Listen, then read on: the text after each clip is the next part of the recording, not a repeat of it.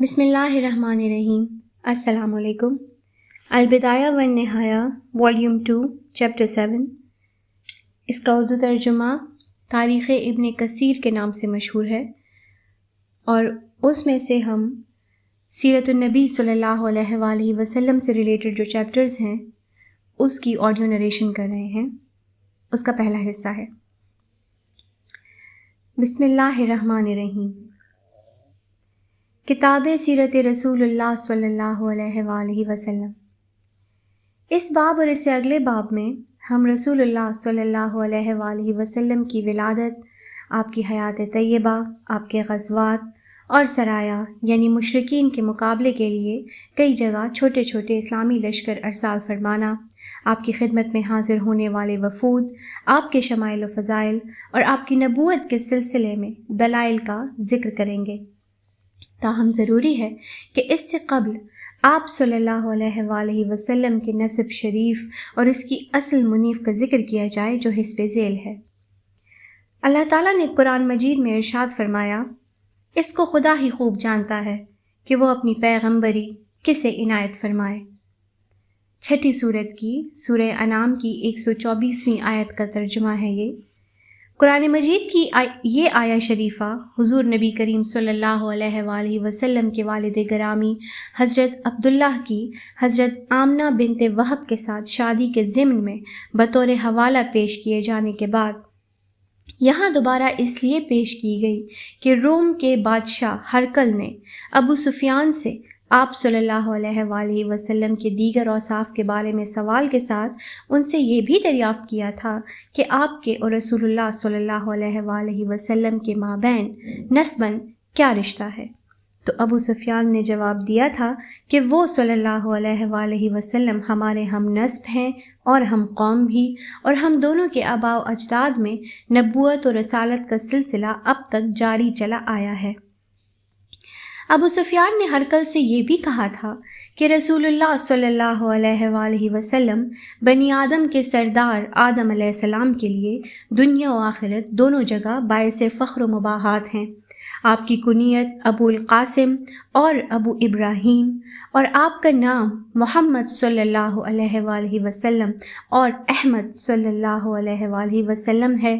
آپ کی ذات و عالی صفات وہ ہے جس سے کفر مٹ کر رہ گیا۔ آپ صلی اللہ علیہ وآلہ وسلم خاتم النبیین ہیں۔ آپ صلی اللہ علیہ وآلہ وسلم کے بعد سلسلہ نبوت ختم ہوا۔ روز قیامت ساری اولاد آدم آپ صلی اللہ علیہ وآلہ وسلم ہی کے مبارک قدموں میں آ کر ٹھہرے گی۔ آپ صلی اللہ علیہ وآلہ وسلم نبی رحمت ہیں۔ آپ صلی اللہ علیہ وآلہ وسلم نبی توبہ ہیں۔ آپ صلی اللہ علیہ وآلہ وسلم فاتح ہیں۔ آپ صلی اللہ علیہ وآلہ وسلم طٰہٰ و یاسین ہیں، اور ان جملہ صفات عالیہ کے ساتھ ساتھ عبداللہ یعنی خدا کے بندے بھی ہیں۔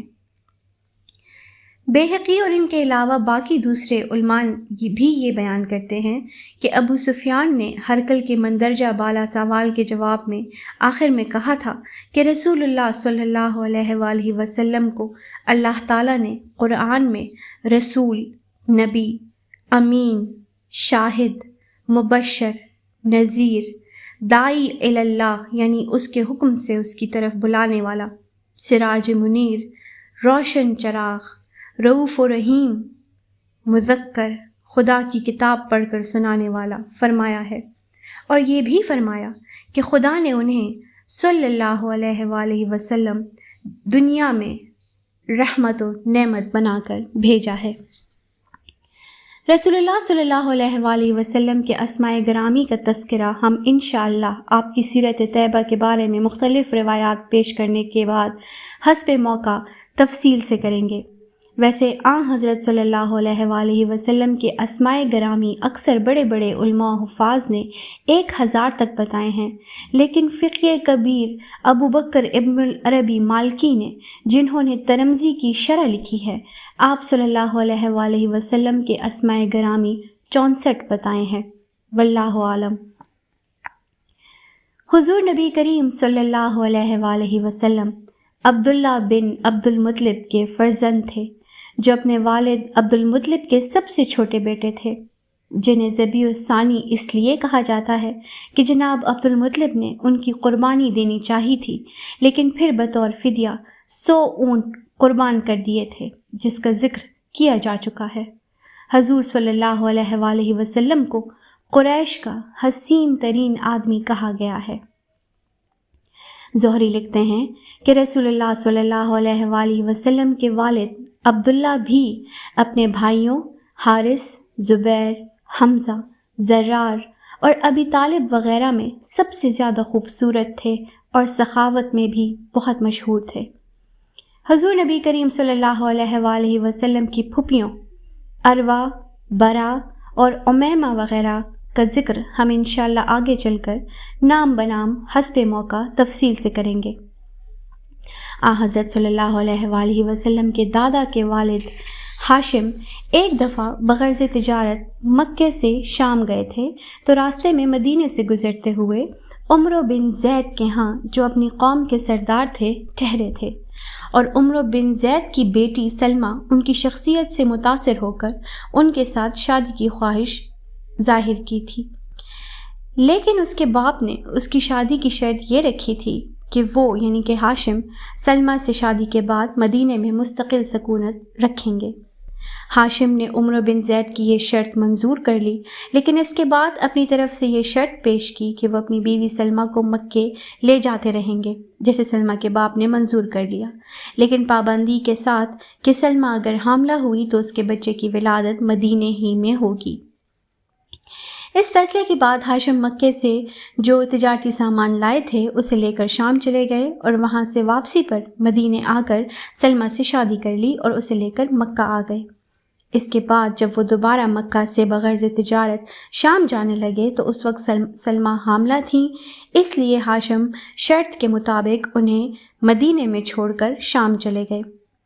جب ہاشم سلمہ کو مدینے میں چھوڑ کر شام گئے ہوئے تھے تو ان کے پیچھے سلمہ کے بطن سے جو لڑکا پیدا ہوا اس کا نام ان کے ننھیال والوں نے شیبہ رکھا۔ ادھر ہاشم قضائے الہی سے شام سے واپس آتے ہوئے غزہ میں انتقال کر گئے، اور ان کے بیٹے شیبہ اپنے ماموؤں کے پاس 7 سال تک مدینے میں پرورش پاتے رہے۔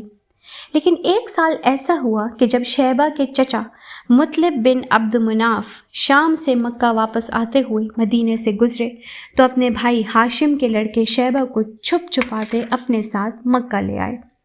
جب مکے میں داخلے کے وقت قریش نے مطلب کے ساتھ سواری پر شیبہ کو بیٹھے دیکھا تو پوچھا، یہ تمہارے ساتھ کون ہے؟ مطلب بولے، غلام۔ اور بس اسی روز سے لوگ شیبہ کو عبد المطلب کہنے لگے اور وہ ہمیشہ اسی نام سے مشہور رہے۔